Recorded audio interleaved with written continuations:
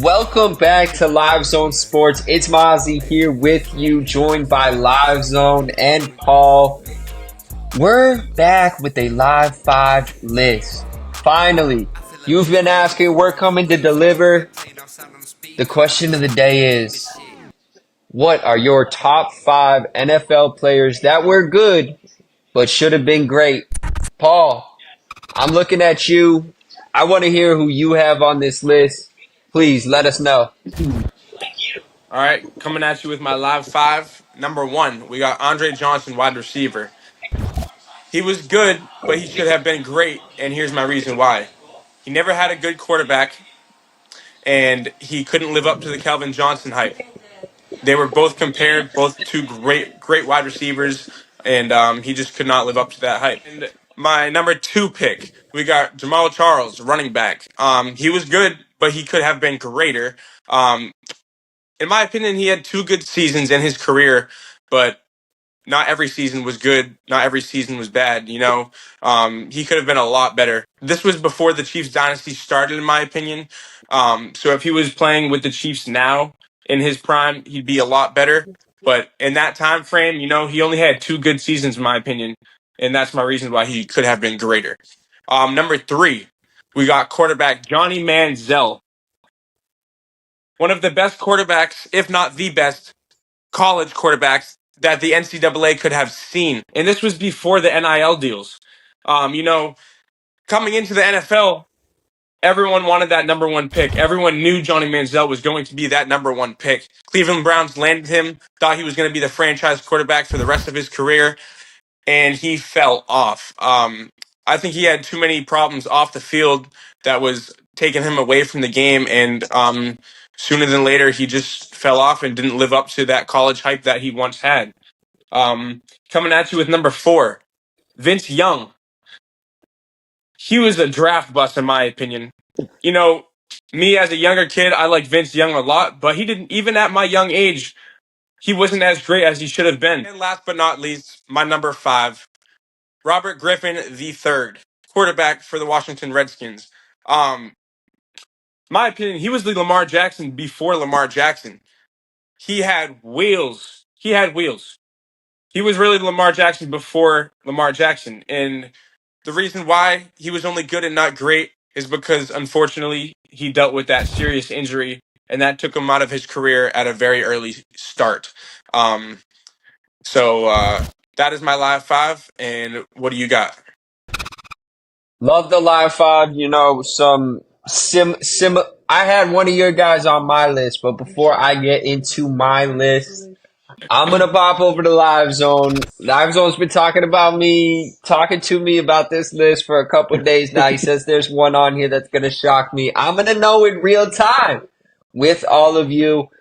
Live Zone, what's your list for the top 5 NFL players that were good but not great? So before I even get into my list, I just want to say I only have one quarterback on here. I have two running backs. I have a wide receiver, and I actually have a defensive player and a cornerback. So I'm going to start off with the cornerback. Jamal Adams just didn't live up to the hype for me. With all the drama happening in New York, getting out of New York as one of the best cornerbacks in the league, and then after that going to Seattle and amounting to absolutely nothing. It's sad to see because of the talent he was in New York, but that's the reason why he's my number 5. Number 4, I have Todd Gurley, running back for the Rams and whatever teams that he went to afterwards. I'm pretty sure he ended up with the Falcons late in his career. First 2 years, best running back in the league, right? We thought that this was the next Adrian Peterson, the next guy that you could look at in the running back position and say, this is the guy. And it just didn't happen. Adrian Peterson put him to shame. It's sad to see because we were left with mediocre running backs for the time being after Todd Gurley stepped down from being the number 1 running back in the league until we got further on and we had, all the running backs that we have in this generation now. So that's the reason why he's at my number 4. My number 3, I have Reggie Bush. Reggie Bush, coming out of college, was a sensational running back, a guy that was being looked at as a Barry Sanders type running back. And then after that, completely fell off because of the Heisman Trophy win and all that stuff, and how he paid people and got paid at the same time and everything. It was just a big mess. And then on top of that, when he was on the New Orleans Saints with the defense being paid to hurt people and everything like that, it kind of just shut down Reggie Bush's career. And it's sad to see, because Reggie Bush should have been one of the greats, and we should be talking about him the same way we should be talking about Barry Sanders and all them. So that's the reason why he's on my list. Number 2, I have Jarvis Landry. Jarvis Landry coming out, being that number 2 receiver for LSU. Odell being drafted to the Giants and Jarvis Landry being drafted to the Miami Dolphins. Had 2 good years, 3 good years. Then after that, flopped to a few different teams and was never really the same after Miami. So yes, he picked up the Miami franchise when they were at an all-time low. But after that, he even played with Odell in Cleveland and really didn't amount to anything.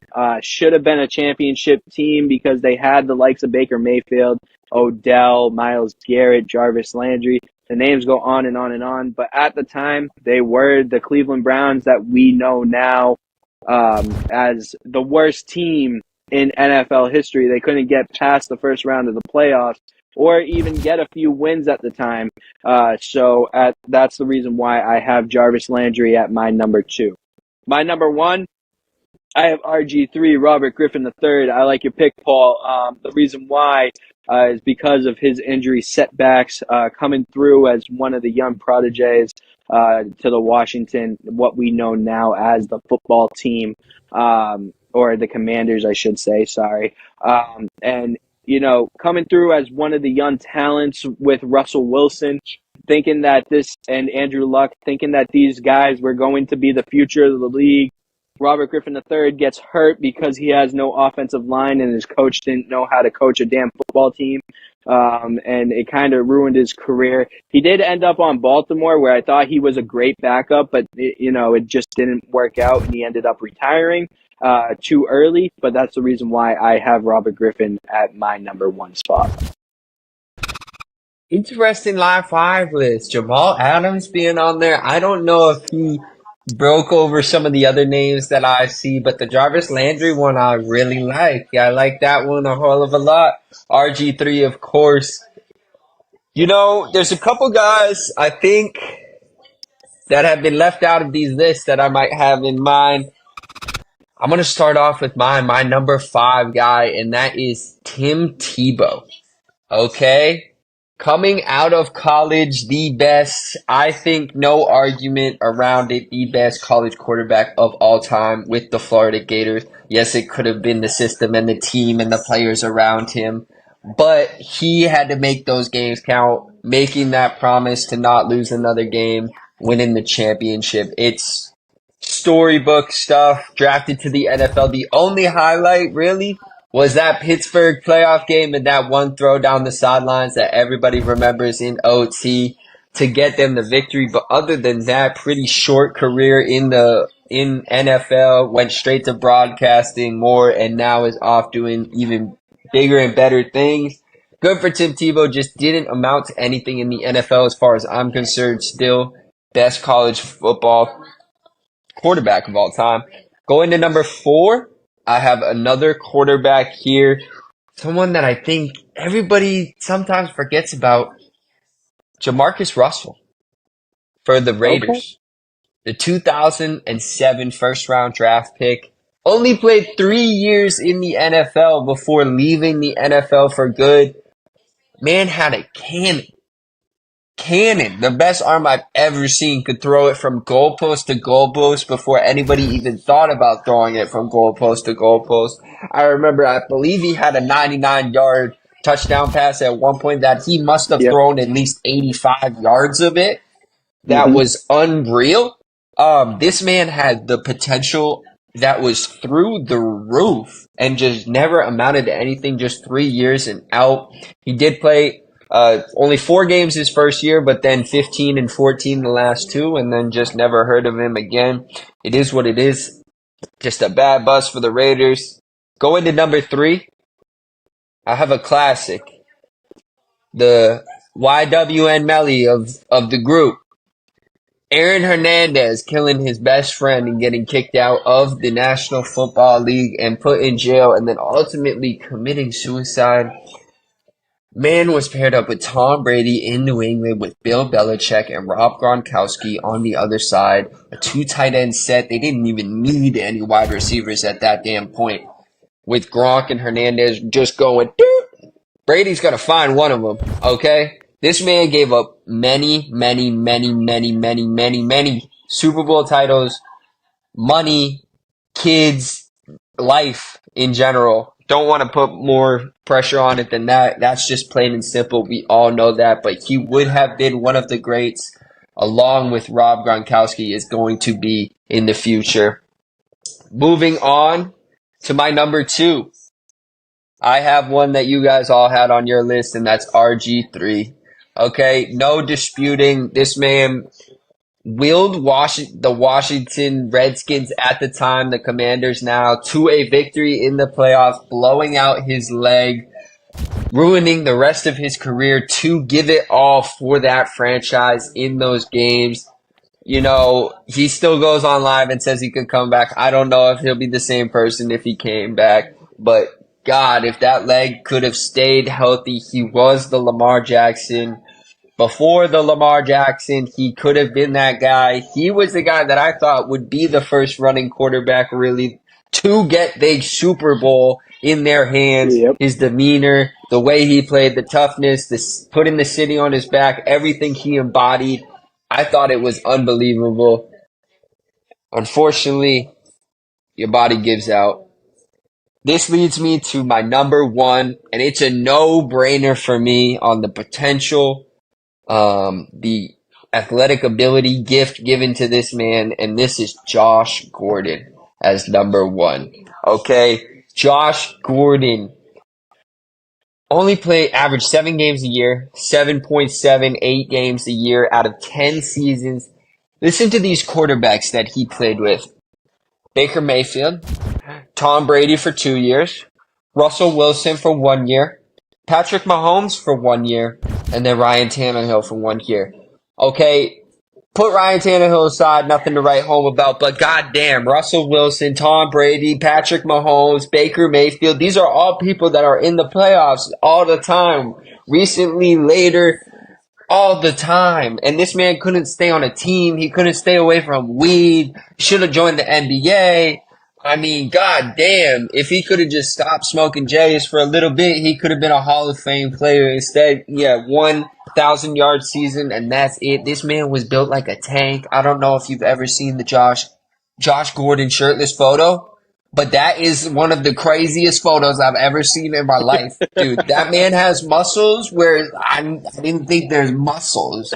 Like, this dude is crazy. 6'3", just ripped. He could jump out the gym. He wasn't the fastest, but goddamn, with the quarterbacks that he played with, if he could have just fit into the system, kept his stuff together, this man could have been top 5 receiver all time, in my opinion.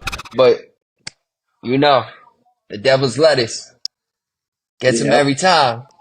Yeah. I like everybody's picks. We want to know from you guys, who do you think should have been on this list that wasn't?